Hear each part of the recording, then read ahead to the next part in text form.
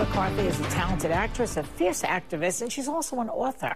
In her new book, Love, Lust, and Faking It, she shares her experience with love and relationships, and she's here with me now. Welcome to the show, Jenny. Thank you. So what's faking it mean? What are you doing? What are you faking? Well, you know, funny you bring that up first, Joy.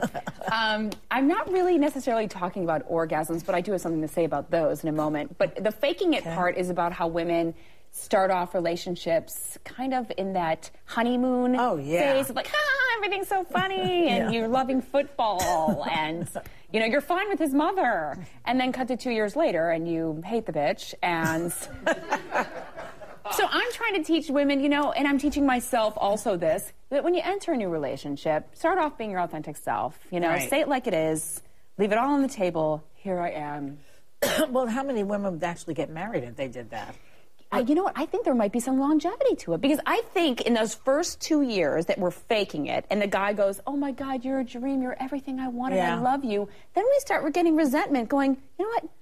Bite me. You don't even know who I am. Now you love me? I didn't even show you who I really am yet. So I think there's like some resentment there. So if we start off with a clean slate, I think you have a better chance. Well, I think that's right. Okay, I agree with you. Now, you were writing this book while you were breaking up with Jim Carrey.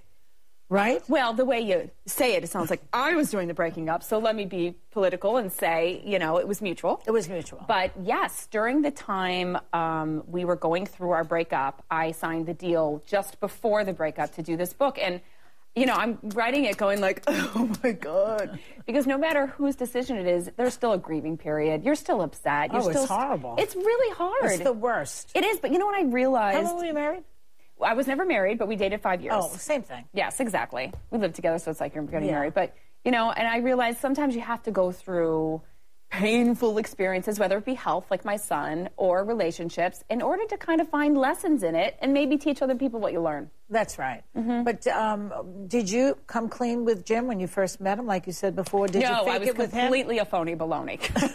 You were? Well, to the point of, you know, laughing at the jokes. Well, he is funny. Of course, he is funny. So that was easy. That wasn't too bad. Yeah. But still, you know, wanting to be pretty all the time and you know, liking things that maybe I really couldn't stand. And like what? You know, whether it be the really common denominator for everyone is like the football season. You know, like, oh, it's football season. Oh, I hate football. Oh, I love it. Let's watch the game. and I'm sitting there going, this is horrible. And then 2 years later, I'm like, we're watching something else. And they're so dumb. They think we actually like it. Well, because they're buying it. You know, men are very linear in their thinking. You know, my girlfriend told me the best thing ever, which was, my husband can't read my mind, so I decided to start making him a list of the things I want. If you put it on paper, I need more hugs. The men go, okay.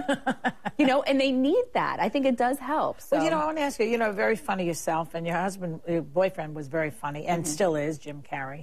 He's a very talented guy. How does it work when two of you are really funny in a relationship? I think, like most comics I know, when you go home, you're not really that funny. No, you're boring. You're boring. Like everybody else. It's true. It's like you sit on the couch, you watch TV, you read books, you know, you watch Dancing with the Stars. It's just a normal life. And I don't think, we didn't yak it up too much. You know, obviously when we tell the story, it might be entertaining more than others, but for the most part, it was just calm. Yeah, but it is nice. I have a guy who's very funny, too, but it's not like we're competing with each other. No, not at all. About who's funnier. Yeah, exactly. It's more like who gets this side of the bed and who gets to use the bathroom, you know? So, did you learn anything from the relationship? I learned a lot, you know. To get into specifics of things that happened, can't really, but what I learned to do was to take everything I had a problem with, look at it on a piece of paper, and instead of putting he did this, I kind of put I in front of it.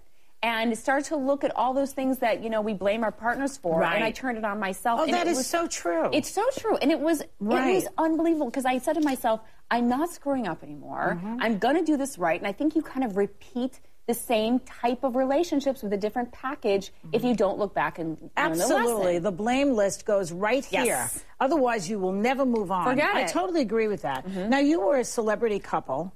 And you were in kind of a fishbowl. You were always in the tabloids, I guess, and stuff like that. A little bit. Yeah. I mean, there's a couple right now who's in that position where everybody's watching them and thinking they're breaking up. Ashton Kutcher and Demi Moore. Yes. And I bring them up only because there are rumors about a breakup, and they're in this celebrity fishbowl. Right. What would you, if she were here, Demi, what would you say to her right now? Oh, that's a good question, Joy. I'm glad you I would think so. probably tell her to do some investigating. Maybe don't be so, opinionated into one side of denial. If you want to investigate, see if it's true. How you do that, I don't know.